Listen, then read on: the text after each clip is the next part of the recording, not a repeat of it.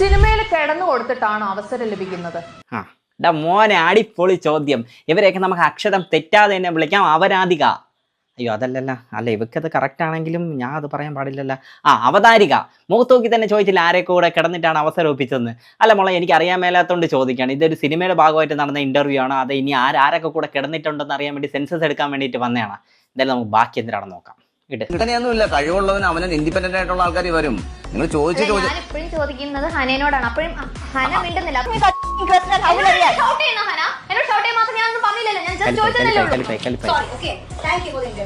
ഇറങ്ങിപ്പോയി.